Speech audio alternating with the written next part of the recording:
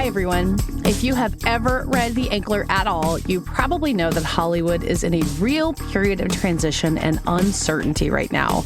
And there are some really valid questions about whether the industry can even survive what's coming next. But the good news, if you want to see it that way, is that this has all happened before. My guest today, Karina Longworth, is the host of the podcast You Must Remember This, in which she covers what she calls the secret and or forgotten histories of Hollywood's first century. This current season, which is about to wrap up, is called The Old Man is Still Alive. And Karina is telling the stories of some of the most iconic directors of all time, John Ford, William Wyler, John Huston, and how they struggle to keep up with the seismic changes that were happening in Hollywood back in the 60s and 70s. So today I talked to Karina about those old men and why they fascinate her, and also what their stories can tell us about our current period of transition and how the legendary filmmakers who are still with us are finding their own ways to keep up with the changes all around us. And as it happens, on this episode, I also talked to one of the filmmakers who is doing a remarkable job of embracing the future. James Schamus teamed up with writer-director Andrew Ahn for a remake of one of his own movies, The Wedding Banquet, which he made with none other than Ang Lee. I talked to James and Andrew about that cross-generational collaboration and much more. I'm Katey Rich, and this is the Prestige Junkie Podcast. Well, Karina, I've been listening to You Must Remember This since literally the very beginning. It's very funny when the flashback episodes come up because I'm always like, I listened to that one in 2015, which wasn't that long ago, right? Like, yeah, it feels all so fresh. It feels funny to ask you kind of a basic question about where things start for you on the show, but I don't actually know like how this became a full-fledged miniseries for you in your mind. Like why this felt like the direction you wanted to go when, faced with 100 years of Hollywood. Why were these the stories that grabbed you for this round? So I had finished the last season I had done, which was called Erotic 90s, in the spring of 2023, and I really had zero ideas after that.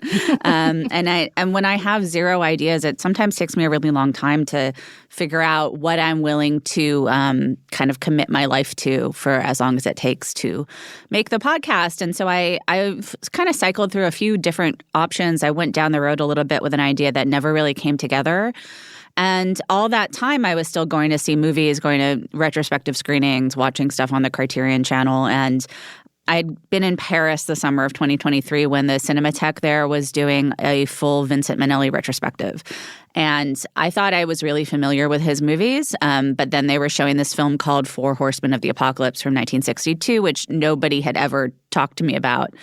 And so I went to see it, and I was just really blown away by it. And I think that planted the seed in my head that there could be something to exploring filmmakers who I thought of based on their glory days in the 30s, 40s, and 50s, and figure out, kind of what was going on with them in the 60s, 70s, and 80s. Yeah. And it still took another year after that to come together in terms of me being able to figure out who those filmmakers were and committing to doing a podcast season about it. But that's where it started.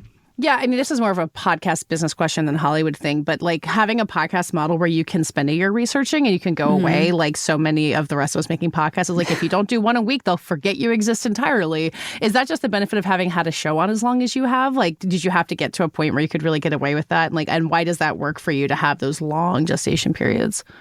Yeah, I mean, I think I do. I've kind of settled into doing one season a year for the past few years. In the beginning, it was just sort of I was making as many episodes as I possibly could. Yeah. But it's never been a podcast where there's been 50 episodes in a year. And it was never going to be that way because it takes me more than a week to make a single episode. It takes, at best, several weeks. So I've just been lucky, I guess, that the show has had a really consistent large audience for a long time. And so I don't, have any trouble monetizing it because a lot of people listen to it and they seem to come back. I mean, I do work with publicists to make sure that, we get the news out there when there is a new season, because I know from being somebody who watches television or, if a TV show goes on hiatus for 2 years, I'm not really thinking about it when it comes back. Yeah. So I think it is helpful to be able to do some press and get the word out there. But I think that the people who are kind of core listeners to the podcast are excited when it comes out, and they're willing to wait a year if it takes a year. It's like you and Severance. Like they came back after 2 years, like all this spring, and everyone's back in bloom. Yeah. I feel like I'm going to misquote you, but I remember like before you had announced what the season was going to be, there was a news story that it might have been about Chuck Schumer, it might have been about Biden, and you said it was something about how it related to the themes of your upcoming season about like people who are old who cannot let go. And this, your show is less about like people holding on to power forever. Like a lot of these old men become less powerful. But I wondered about like last summer as you were kind of thinking this all through, like watching the gerontocracy that we talk about running the country, or even less so in Hollywood, like how much of that resonance was sticking with you thinking about these men and the choices that they made? Well, I think the thing that was just the most in common was this feeling of why won't these old guys go away? Mm-hmm. And I think we are right to be cynical and angry about that in politics in 2024, 2025. I have more empathy for somebody like John Ford, who is very old but still feels like he has something to contribute to movies. Yeah. And it's the movie industry who's just looking for the young thing and looking for what's coming up next. And Hollywood it makes gestures at respecting its history, but in general, it's a very what have you done for me lately business. Yeah. Yeah. I mean, and I think before we start recording, you're using the example of Megalopolis as something like, the modern day, like old man following his heart is like very much still with us. And that's kind of an extreme outlier example of it. But it's like these artists that kind of can't let go of doing it and are trying to find a way to do it however means possible then and now, right? Yeah, and I am a big fan of Megalopolis, and I'm a big fan of a lot of these movies made by men of that generation. I love The Irishman. I think Michael Mann's Ferrari is terrific, and it was sort of heartbreaking for me that movie kind of just didn't really find an audience in North America. And although, were you like totally not surprised after having done this podcast series, being like, yeah, of course, that's just what happens? Yeah, I mean, I think that the problem with these movies is that they're very expensive to make, Yeah. Especially with Scorsese and with Megalopolis, with Coppola, you get this sense that they know that their time is running out and they're trying to put everything into one movie. Totally. And, that can kind of put unfair expectations on the movie, and it can be a lot for an audience to digest. And so I understand why these movies are not, becoming massive blockbusters, and I understand why people want to make fun of them. But at the same time, I think that a lot of these movies are really interesting, and I think that you can see this commonality from the stories that I'm talking about on the podcast in terms of it would be convenient if everybody would just go away when they got old. Uh-huh. What's really interesting about human nature is that some people do want to retire and some people do want to step away from public life. But if you've been somebody who's a film director who needs to kind of be empowered, just like self-empowered just to get through your work, it's really hard to let go of that, and it's really hard to stop that impulse. Yeah, and with so many of these old men in the season, too, that self-empowerment, like for Vincent Minnelli or a couple other ones, like they didn't have it for so much of their career. They were in these studio systems. So you're kind of watching the collapse of this one way of Hollywood and how they're figuring their way out through it, which also feels very relevant to now. And we don't have the hindsight to figure out where it's going. But it's interesting, the through line that you develop in that of just like figuring out what stories they can tell and which ones they want to and how to keep going after that. Yeah, I think that one of the things that I didn't really realize was going to be such a big part of this season, but is crucial to the story, is that it's not like the studio system ended on Monday and then the new Hollywood began on Tuesday. Yeah. The studio system kind of slowly died in the early 60s. And then you do have this new wave in Bonnie and Clyde, Easy Rider, ultimately The Godfather. But then movies like The Godfather and Jaws create this new blockbuster paradigm, which allows the studio system to reconstitute itself. But in between, you have this era where nobody knows what's going to happen, and the studios are falling apart, and they're just kind of outsourcing everything to independent production. Everything's being shot in Europe or in exotic locations for production value that you can't get on television. And so there is this kind of interim period where a lot of these guys who were used to working at a studio where the studio did everything, they got the money together, they put the cast together, they hired all the technicians. If you're Vincent Minnelli and you're used to working that way, when it's the late 60s and you're trying to do an independent movie starring your daughter and the only person that'll pay for it is Roger Corman's company, it's a real shock to the system. Yeah. Well, and I don't know if you like read the headlines and the trades every day talking about like whatever the state of the industry is, and like if your mind constantly goes back to that time and like knowing that you're kind of living through another era. Not that you have the solution for it, but after looking into this period so long, do you feel like it's in any way instructive for living through another transition period? Well, yeah, a lot of the stories from this season, it's about people being forced to encounter changes in technology, changes in ownership of the companies that distribute movies. Now we're dealing with tech billionaires and sort of the tech ethos coming into Hollywood. Then it was kind of a corporate situation. It was companies like Gulf and Western buying Paramount. So you have a company that is like doing trucking now, figuring out how to release The Godfather. There's a trucking company that owns, and the money for that goes to all the trades now. Yeah. So like it all just comes back together. Yeah. And then, you also have a lot of these guys like, the John Fords and the Howard Hawks who were used to working even before there was a production code, but like they worked for most of their career under the production code, which was Hollywood self-censorship, which was really strict about depictions of things like sex and adultery, and, every crime had to go punished. And so for one of the ways that audiences were being appealed to from the mid-'60s on was to have movies be a little bit more daring, having more bloody violence, having more nudity. And a lot of these older guys were just like appalled by this. Even if they seemed kind of hip, they still thought that a movie that had kind of more transparent sexuality in it was pornography. Yeah. It feels like now that's like television, like the things you can see on HBO that you can't see anywhere else. Yeah. I mean, like doing Hollywood history the way that you do and immersing yourself in it, does it make you feel like, and there's not one answer to this, but like, is it that the more things change, the more that they stay the same? Or when you do this research, you think, oh my God, it really was such a different world. Like it's not understandable. Like where do you land on that? I just think everything's cyclical. So the same things happen over and over again. And the conversations that you hear people have today about will Hollywood ever matter anymore? Are movies dead? People were saying this in the 1920s. Yep. They were saying this in the 1950s. They were saying it in the 60s. It just kind of keeps happening. Yeah. One of the really interesting through lines on this season is you going back and looking at the French critics and the auteurs and kind of which of these directors got embraced by them and which didn't. And I think you take all of it seriously, but there's the moments where you can be like, oh, this does feel like bullshit, or what they weren't willing to embrace. And like that, criticism is always kind of also cyclically, eating itself alive or reconsidering it. But like, what did you learn about like how we consider things in real time? Who gets celebrated? Who doesn't get inducted into the canon decades later? Like, is there a way to have fewer blind spots about it? Or do you always just need time to appreciate some of these things for what they are? I think it depends. I mean, one thing I think that is important to remember, and it's not something that was necessarily top of mind for me before I did this research, is that the Cahiers de Cinema kind of French critic crew, they considered themselves rebels. They were reacting against the mainstream. So they were embracing these Hollywood movies and genres like noir because they were dissatisfied with French movies. And so that impulse to kind of do something counterculture is reflected by a lot of the movies that they gravitated towards. Yeah. And so that's why they didn't like somebody like George Stevens, who made what they thought were kind of bloated blockbusters. Yeah. And those French critics really influenced the school of critics like Andrew Schamus, who were doing things like writing books, categorizing filmmakers in tiers and creating a literal pantheon, a category called the Pantheon, and then ranking everybody else below that. And so they're taking their cues from the French.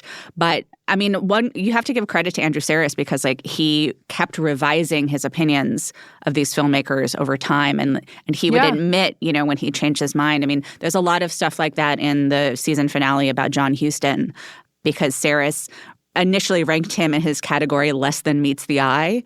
And then so brutal. Like what a brutal diss. Yeah. And then he revised his opinion on him several times over the next 20 years. Do you feel like that's what any you were a critic a long time ago, not that long ago. You were a critic before. Like what any good critic will do, like you kind of have to let yourself, not that these filmmakers change, but that you change. And it's always a fluid process. Everyone should do that, right? Well, also, being a film critic is challenging for a few reasons, but one of them is that you're often asked to react to something very quickly. Mm-hmm. Maybe you're seeing a movie at a film festival and you have to write about it within an hour after it ends. Maybe it's that you get to go to one press screening of a 3-hour movie and don't have a chance to kind of revisit it and pick up details that you missed the first time. So I just think it's natural to be able to speak and write more intelligently about something when you've studied it more. And so one of the things that's kind of nice about what I do is that it's not pegged to any kind of news cycle.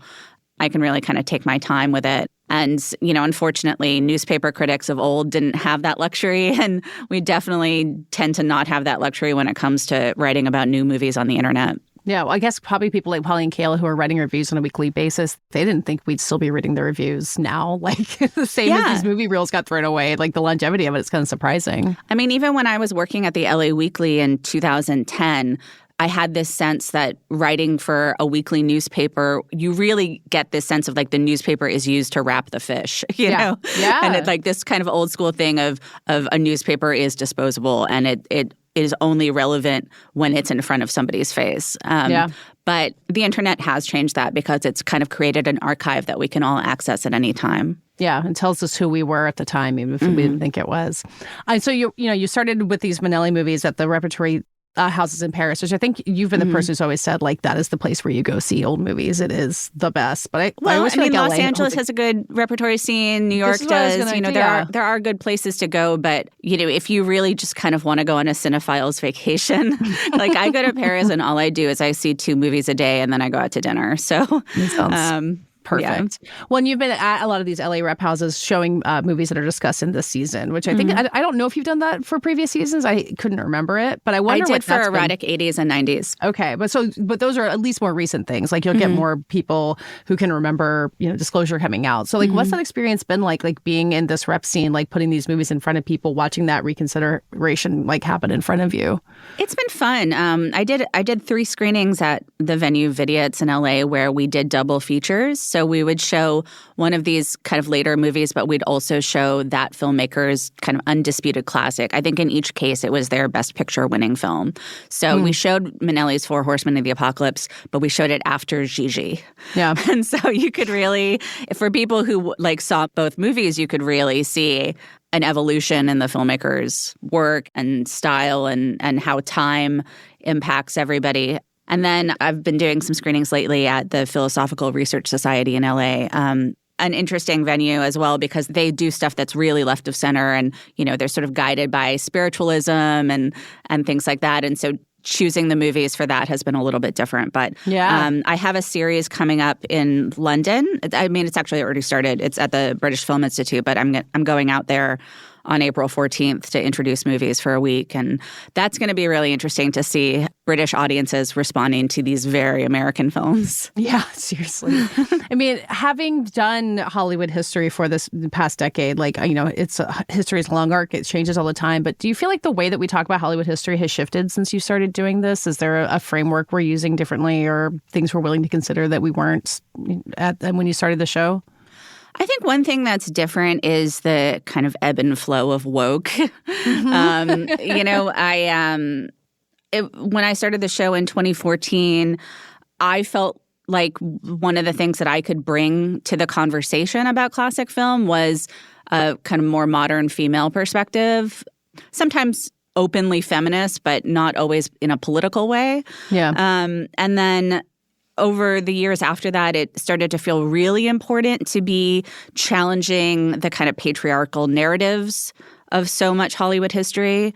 And now I think I kind of understood much later than I should have the backlash against social justice, for lack of a better word. We're all living through it now, I guess. Yeah. It's become very clear. Yeah. And so that makes me even more determined to talk about the things that I think are important and to specifically when I'm doing the historiography element of it, where I'm reading histories that have been published and trying to separate out the facts from the take.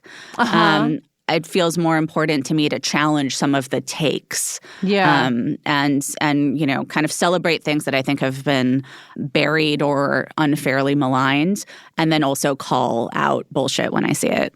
Yeah, there's always a thing, and this is a broader conversation, but you go back and you watch an older movie, like I watch a bunch of Vincent Minnelli movies and watch Captain in the Sky, which is this famously all-black cast musical, which is like really groundbreaking in a lot of ways, and then has a lot of moments where you look at it, you think, oh God, this doesn't really hold up to a modern lens. And surely this is something you get used to much earlier doing this kind of Hollywood history thing, but it is like this barrier you have to get people across, and it feels like what you're doing is helping people being like, no, it's okay to consider this on its merits while knowing it doesn't like add up to everything you want it to be in modern times. Yeah, I am not of the point of view that the way to deal with history that makes us feel uncomfortable is to burn it all down or pretend like it didn't happen. I think that especially because Hollywood history is cyclical, political history is cyclical, for every step you take forward, oftentimes the culture takes a step back. I think it is really important to understand everything that led up to the moment that we're in, and to not shy away from talking about it, even if it means recognizing racism or recognizing sexism or saying like this movie has things in it that we would not do today, but there are still things about it that are special and interesting. Yeah. This is connected to a lot of the topic of the current season because you're talking about the Best Picture winning films, and the Oscars kind of come and go throughout the season. And we've talked about the Oscars a lot over previous years and previous seasons you've done. And I always feel like you have this very sensible approach to them where they are an interesting benchmark for the industry and what it thinks about itself, but not necessarily meaningful other than that. And maybe I'm misrepresenting you here, but what is your approach when doing this research to looking at what the Oscars do as being important, but not necessarily telling the whole story? Well, I think it is a metric by which Hollywood kind of puts things in its own pantheon. And then that can be a way that audiences respond to movies as well. I mean, there is certainly a school of cinephile that uses things like the list of Best Picture winners or the AFI Top 100 as a starting place to give themselves a film education. Yeah. And so, it does have meaning because it goes in the history books. But just because a movie like Gigi wins Best Picture, that doesn't mean it's Vincent Minnelli's best movie. Yeah. Gigi, I watched it for the first time for doing a podcast about Minnelli that's separate from yours, and I just could not believe what a weird... It's not a bad... Maybe it is a bad movie. I don't know. There's 10 other better movies that he made, and obviously someone's best movie doesn't always win Best Picture, but it is a classic example of wait a second, there's more to this guy. Well, I really feel that way about George Cukor because I'm a My Fair Lady hater. Yeah. And I really enjoyed your My Fair Lady. That is a movie that he won the Best Picture Oscar for. And it's just like, well, what about the women? What about Philadelphia Story? What about Born Yesterday? My favorite movie of all time is his version of A Star is Born, and which is also one of the sort of great Oscar robbery stories in terms of Grace Kelly beating Judy Garland that year. On some level, you just have to laugh that is the movie that the Oscars decide, or the Academy or Hollywood as a collective decides that Cukor gets the award for. Yeah. But him winning that Oscar means that he has a kind of career longevity and is able to do some weirder things after that. Yeah, and it helps you stay sane in the modern version, too, knowing that even if the movie that you don't want to win wins, it still tells something interesting, even if it's, the great injustices become as part of the story as the winners at some point. Totally. So it sounds like if, past is indicative of the future, that you don't know what the next season's going to be. Is it going to be another long gestation period? I have a couple of ideas, but I also have some stuff going on in my life that is going to make it difficult for me to make podcasts for a bit. So I'm trying to basically figure out how many podcast episodes I can make this summer and kind of get in the can. Yeah. And so I'm going back and forth between a couple different ideas. There will be new episodes in 2026. I just don't know how many, what they are, or when they're going to come out. Something to look forward to when we get on the other side of whatever the rest of 2025 has in store for us. Well, thank you for being here. The last episodes of the season are about to air. So if anyone is listening and hasn't gotten to it yet, I can't imagine why. Everyone should listen, and we'll wait anxiously for 2026 in the meantime. Thank you so much.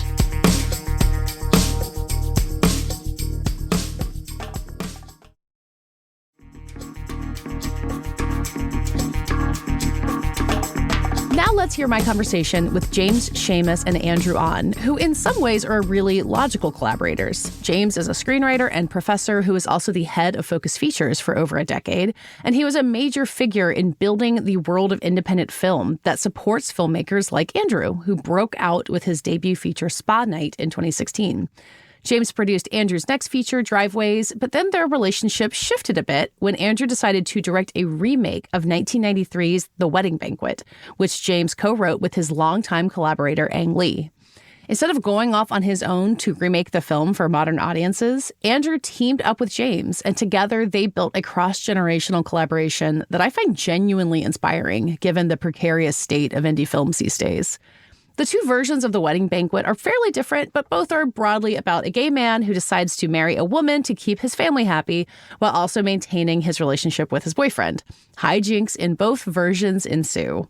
The new Wedding Banquet is out in theaters on April 18th and stars Bowen Yang, Lily Gladstone, Kelly Marie Tran, Han Gi-chan, and some truly tremendous supporting performances from the legends Joan Chen and Oscar winner Yoon Ye-jung. I loved this movie. I loved talking to James and Andrew about how they made it, and I hope you enjoyed listening to it as well. James Schamus and Andrew Ahn, thank you so much for being here. If you don't mind me starting with a really obvious question that I think has a lot of story to it, how did you go from having the relationship of a director and a producer, as on Driveways, to being co-writers? Was it as seamless a process as I just made it sound in that sentence? I think, working with James on Driveways, we had really wonderful writers, Hannah Boss and Paul Thureen. But we talked very organically about story, in the way that directors and producers do. And so going into The Wedding Banquet, the transition felt very easy, especially since James was the co-writer of the original Wedding Banquet. And I think that understanding of that film from the inside, I think, was really important in this reimagining for today. So it wasn't tricky, but it took a long time. It was a long gestation process. And so I'm just very thankful that we were finally able to make the movie. Yeah. It really was one of those wonderful, I wouldn't call it a moment, because it was, as Andrew said, it was many moments. It was over, in fact, years of collaboration and interlocution, you might say. And then to be kind of at a certain moment, though, vacuumed up into the world of Andrew Ahn's process in a more intimate way was just such a privilege, for me. Because when we started out the process, I only really came to it, along with Ang Lee, with one mandate, which was to make sure that Andrew knew that whatever this movie was going to be, the dead hand of the quote unquote original was not there to grab his ankle and drag him back. This is literally was not the thing.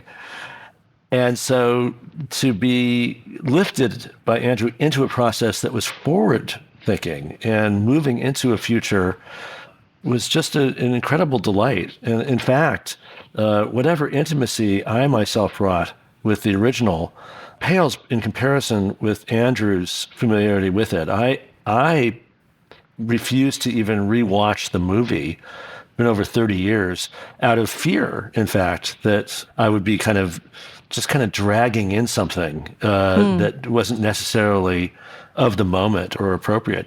It was only after the entire process was over, quite recently, only a month ago, I sat down with Ang and we both, for the first time, rewatched the movie after decades. And I realized that I had, because obviously I'm not that capable of many original thoughts, repeated a few things. I can't remember what they were. It was like my memory is terrible, clearly, because I didn't remember, I guess that wasn't the original. I had no idea. I mean, Andrew, I think a lot of people could be told by the creators of a film they want to remake, go do your own thing, and be like, okay, bye, see you. I'll go do my own thing and never talk to you again. But clearly it wasn't that easy for you. You didn't want to be dragged down by the original, but you wanted James present part of this process. So why did you want to have that link to the past, even as you were being encouraged to make something totally new? I don't have any kind of ego that I could make something entirely brand new. All the work that we make is part of our history of watching films. We're in a context, and I find that not daunting, but actually, very liberating. I love thinking about our work in contrast to my peers and, within this history of this beautiful art form. And so I didn't have that pressure, or I didn't want to put that pressure on myself. Of course, I have such a love for the original film. The original film was the first gay film I ever saw as an 8-year-old boy, and it's incredibly meaningful. I really wanted to honor it and keep a tie to the original film, but then also, have creative North Stars that felt very personal to me, that felt very, about the modern queer community. And those things really helped me feel confident that I could make something that had its own personality and reason for existence. Yeah. I'd love to know about you guys as collaborators, like doing this back and forth, either as the producer director on Driveways or this. Like, what are your common points of references? Where are the places where you both say, okay, this is the kind of movie I want to make, or this is what I think this feels like? Because you enter into filmmaking at different points in history, but clearly have a lot of common sensibilities. And I'm curious where you found those aligning. I have to say, for me, there were two real points of reference that in their combination crossed the spectrum of what was going to be my fantasy of what Andrew would eventually make. One of those was a film, very low-budget film that dropped right at the beginning of the pandemic 5 years ago called Driveways. And the other one was one that came out a couple years later called Fire Island. I've heard of them, yeah. Yeah. And to me, it was like Andrew could do either of those movies so spectacularly well. And in my mind, this new Wedding Banquet was him putting those two skill sets in effortless combination, but not quite knowing what that would be. But those were my references.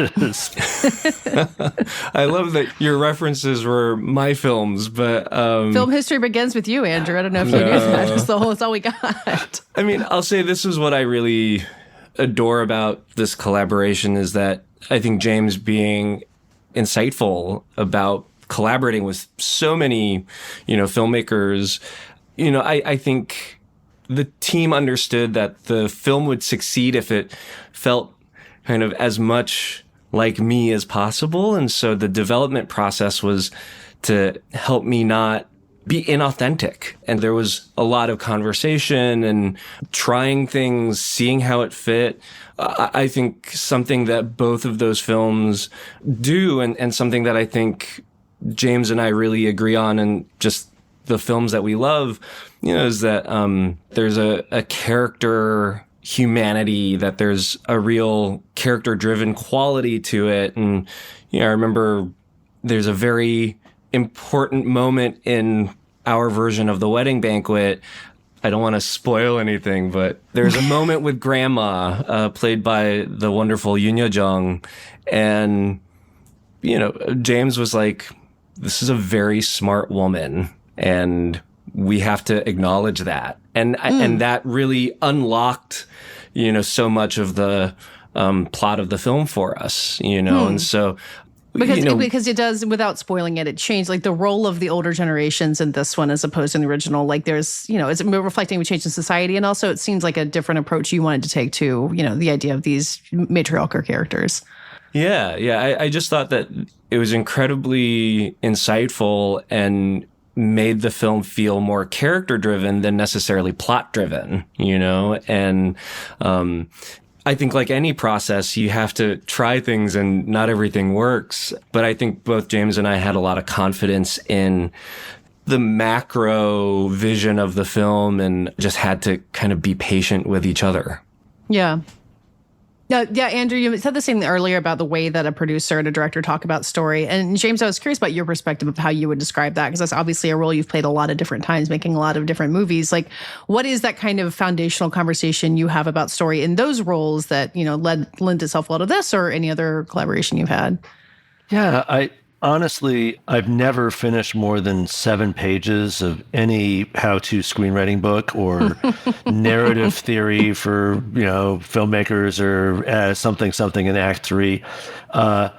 I have a natural antipathy to articulating rules about structure, but I also weirdly have an almost religious belief in the power of form and the power of genre, that somehow that belief allows me to remove ego a bit and remove self from the process, because I always think that there's some embodiment of the audience that's smarter than we are. Mm-hmm. And that embodiment, that ideal audience, as Andrew said, is already in relationship to other films and filmmakers and culture.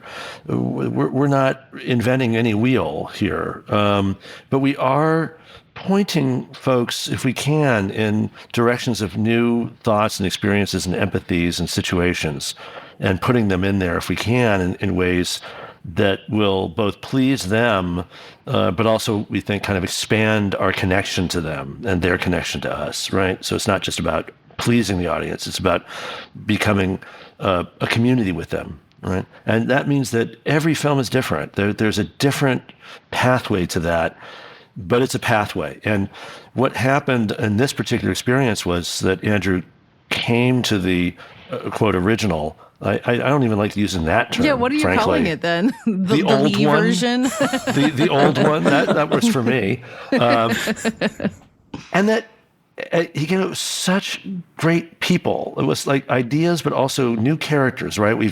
He's doubled the fun of the kind of problematic couple just as a start. And what that did was create a challenge and that's one of the reasons why it took us so long. And I think one of the reasons why I was able to get vacuumed up into this creative process, which, by the way, continued all the way through the shoot with these incredible actors who themselves really, through dialogue, rehearsal, and performance, changed, quote, the script, right? That process required enormous, I call it, engineering skills. And so I was able to bring a kind of a menu of kind of hydraulic tool sets, and we would try endless variations on kind of how to solve, and when we put it, the equations that Andrew was putting forward, which were often really complicated. And so together, trying to make elegant solutions to those equations was probably the bulk of the time spent writing. Andrew, what were those equations? What words would you use to describe that? Yeah, I think I had this thought when the idea was proposed, like, what would a reimagining of the Wedding Banquet look like? My thought was, what if the bride was also gay and she had a partner, and and what if these two couples were friends, and then you saw the mothers of these characters, and I just, I had kind of in one fell swoop quadrupled the cast. It was just such a large cast. And we've talked a lot about this in the scripting, but then it was also a big conversation in the edit. It felt like spinning plates, where you have to spin a plate fast enough so that you can run off to, another plate, spin that, and then come back to the first plate. And so that engineering, to weave these stories together and find the arcs and make sure that they kind of crest together, was incredibly complicated. And you never wanted to, have a plate fall. And so actually one of the things we talked about during the process was a different Ang Lee film. We talked about Eat, Drink, Man, Woman because of the size of that cast and ensemble, and so for me, especially compared to my first feature, Spa Night, which was such a singular point of view, having this many characters, I really needed the collaboration with James and, the trust in that engineering, that architecture that he was talking about. Yeah. It's not just that you have all these characters, that there's this element of farce to it, which like you kind of wind up with when you have a lot of characters, like people crashing into doors. And like even early in the film, they like run into someone at a different party. And Lily Gladstone has like the joke about carpooling. Like, and that's kind of its whole own tonal thing that's so hard to pull off and can go awry so much. And, I feel like Fire Island had some elements with that, but this is kind of like heightening that. So, I mean, I guess that's maybe also engineering too, but how did you guys realize that you could pull off that tone even with some like really serious emotional elements of the story that go with it too? I have no clue. I'll say, from the get-go, what I imagined for the film was this dynamic range of tone. It's what I love about the original, that people laugh and cry, and the comedy is hilarious and the drama is intensely compelling. And so I never wanted to sanitize the film or try and make it cohesive to the point where it felt like a flat journey. And, it's something that we wrote for. And then, of course, through rehearsal and the edit, you kind of find the right balance. It's a little, it's mixing. But, we had to go for it in the screenplay. There was a conversation we had in London recently at BFI Flair where we had our international premiere, and James talked about screenplays as a dare to the director. And I had never heard that before, and I love that. And I think that that's what we had to do with the screenplay, was write something really bold that was a dare to me as the director and a dare to the actors and the rest of our crew and cast, and see if we could stretch and be inspired to then have the final film that we ended up with. I mean, you think of studio movies as a place where you can get like formula and the, crowd pleaser and all those things. But Andrew, it feels like in a lot of your films, like from an indie level, you want the audience to have a good time. You're okay with people maybe knowing how the story is going to turn out and being excited about getting there. There's like, it's not even genre. It's like a structure thing, like maybe what we were talking about earlier. And I don't know if that's something that like you always kind of knew you wanted to make films like that, if there was kind of an affection for, kind of like the bubbly indies of the 90s, like the old Wedding Banquet, or if that's something you came to or kind of realized that like, that is a format that you have affection for and that there's a place for it and there's a way to make it still feel fresh and distinct in your voice.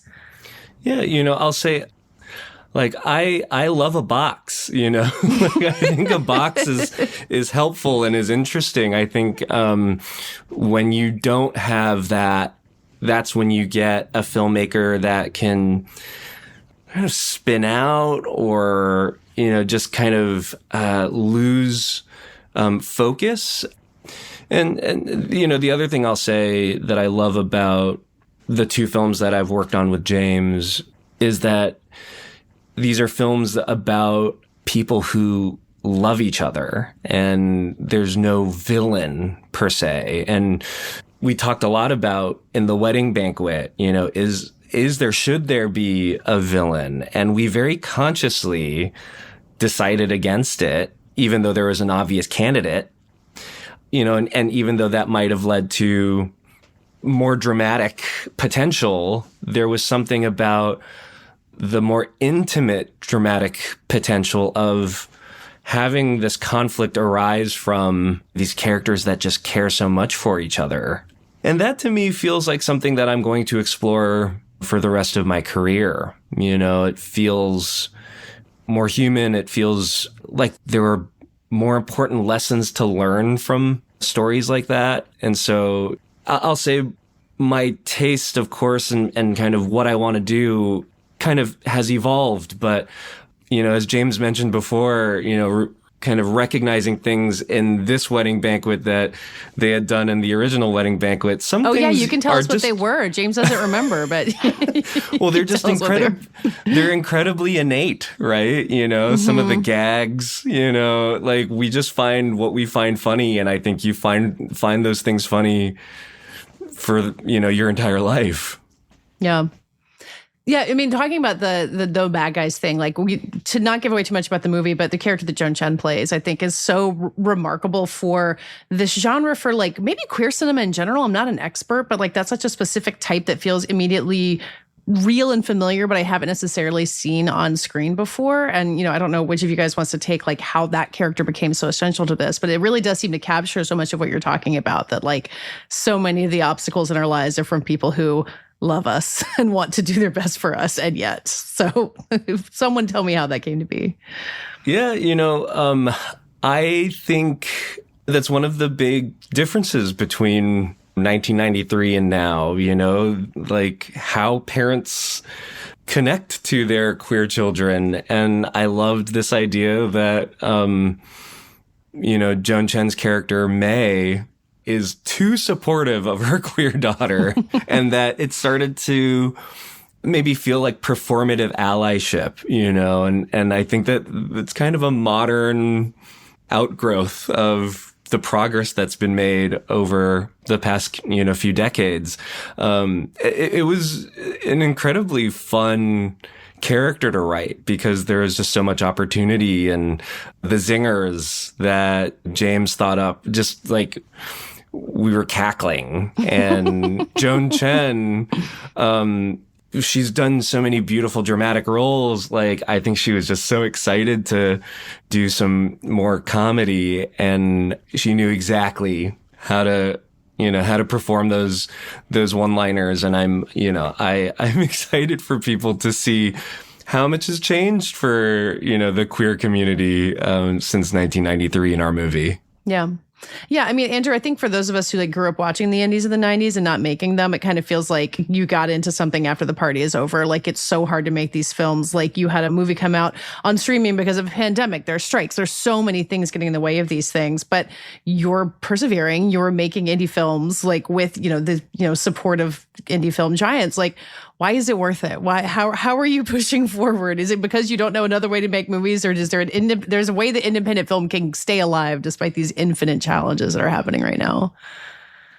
It's a great question. I think part of it is that, I'm making gay and Asian movies. I just feel like it's the arena where we can. It's so interesting. I remember after Spawn, I had a conversation with Mariel Heller, and I said, I don't know if I can make a career of making gay and Asian American films, and I thought about Justin Lin's career, making Better Luck Tomorrow. And then I think his next feature was Annapolis, right? He made a kind of commercial studio film with white people. And I was like, is that what I have to do to make a living? And Mariel Heller said, no, like, you can do what you want. And I kind of didn't believe it, but I'll say there's something about the slow and steady kind of progress in this industry and this art form. When the script for Driveways came to me, I thought it was so incredibly beautiful, but I didn't totally feel like I had a way in. And I did this thing that I had tried many times in my career prior, and it had never worked. But I went to, the producers and said, what if I make these characters Asian? And I'd always been told no. And to James and Joe, it was the first time someone had said, yes, like, that's a great idea. Like, who would you want to cast? And then I said, Hong Chow. And they said, great, we're going to go out with an offer. And I kind of couldn't believe it was happening. And, then with Fire Island and now with the Wedding Banquet, I feel like I'm really surfing a wave. And I feel like a little bit before, and now in a kind of scary way, potentially after, it may be more difficult. I'm very thankful for independent film to really champion personal artistic points of view that can still be very accessible and universal, but really delight in kind of the specificities of an identity or people's experiences. Yeah. But adding to that, not to be, this podcast's Wikipedia Googlier. We love a deep dive. But we are speaking to, the director of some of the most successful television of the past decade, right? The wonderful block of Bridgerton, which doesn't have just white people, right? And that's also a bit of a difference, I'd say. You asked for similarities and differences. When Ahn and I made the first 3 films together, the so-called Father Knows Best trilogy that also included Eat, Drink, Man, Woman, we had the opportunity to move on, and Ahn got to direct Sense and Sensibility. And I'll always remember during the press tour for that film, we'd have the round tables. You'd go press person to press person, and invariably, I would be the person who would be asked, wow, this movie is it's so legit. How did this Asian dude, how did he know how to do this? There must be tell us the thing. And, there were 2 responses. One, I didn't actually give to anybody, which was, I'm going to kill you for being such a racist creep. But the second response was, well, here's how it works. He's really good at directing.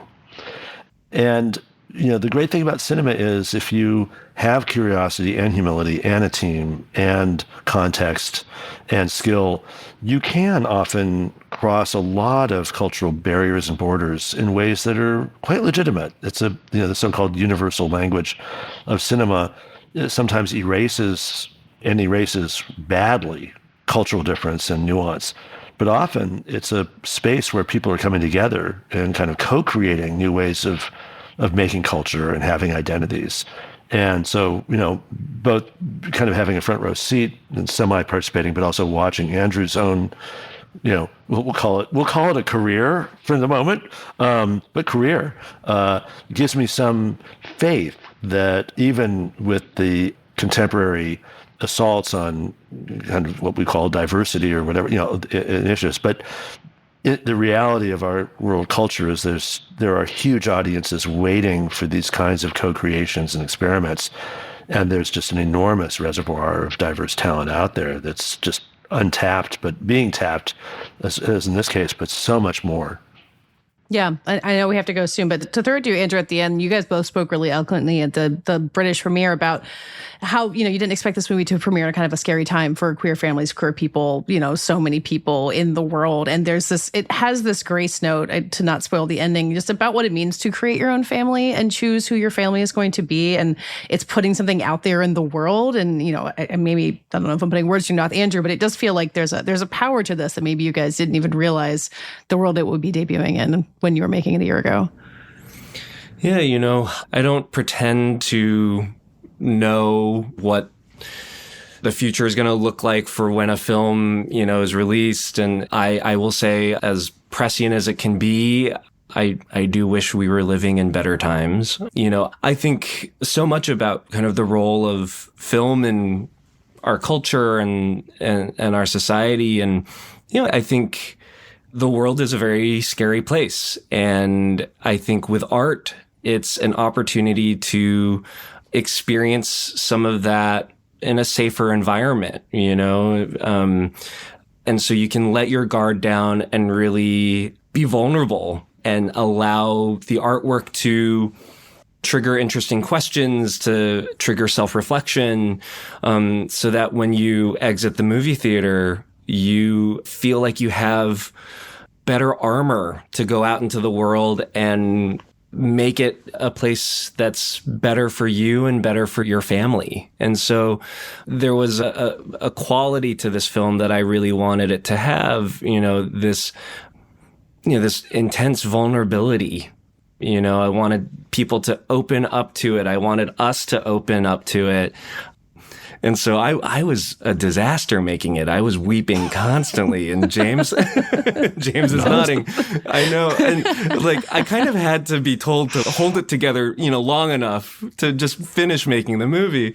But yeah, I hope that people gain some strength from this movie and then go out there and protest and vote and participate in mutual aid. It's that impact, that next step after watching, that I think really shows how powerful filmmaking can be. And I don't think it's just the film, it's about the kind of actions taken after. That does it for today's episode. This podcast is edited by Brett Fuchs and produced by Brett Fuchs and me. Our theme music is by Dave Gonzalez. Thanks again to my co-host, Karina Longworth. Subscribe to the Prestige Junkie newsletter at theankler.com and subscribe to this podcast on Apple, Spotify, or wherever you get your podcasts. We will see you next week.